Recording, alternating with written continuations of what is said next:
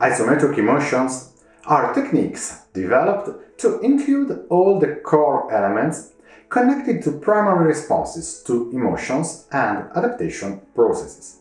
From muscular reflexes to protect, such as when we rapidly retract a hand that is wounded, or breathing blockage, such as when we stub our toe, and practically in any trauma, right through feelings of anger or impotence.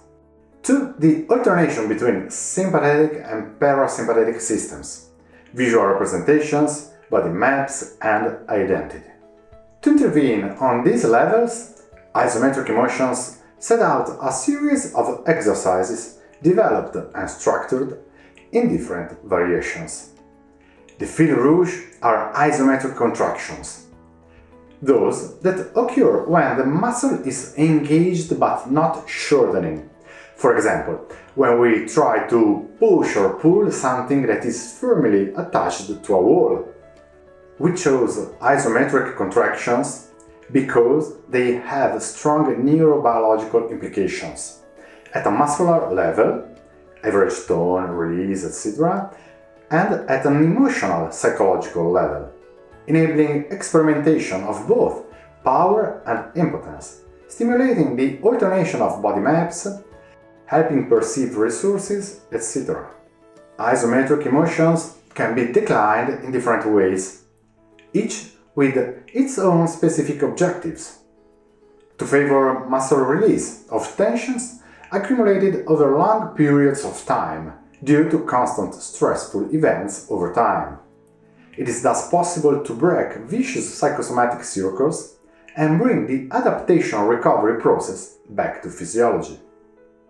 To intervene on the alteration that takes place during trauma, which breathing blockage and a feeling of impotence, alter motor schemes supporting dysfunctions at identity and active self-regulation level.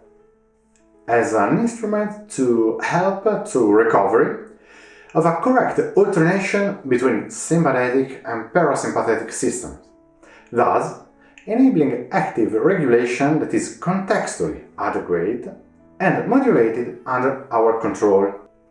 The base mode requires a few repetitions, usually 3-4, of isometric contractions in condition of forced physiology, or, in other words, exhaling in contraction for around 5-8 seconds and inhaling in recovery phase for 7 to 10 seconds.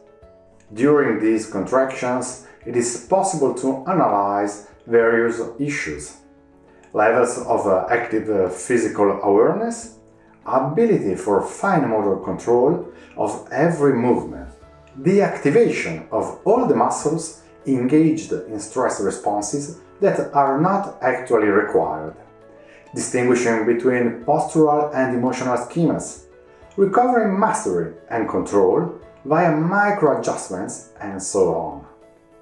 Awareness, functional activation, the active ability to enter a recovery phase, can all be amplified and used in synergy with the various variations that aim to shift focus on different elements, the self, others, the context, and by introducing the cognitive sphere as an element of fine-tuning, such as, for example, attributing a numerical, percentual, or symbolic value to the variations introduced with a request, such as now contract at exactly 60% of your maximum strength.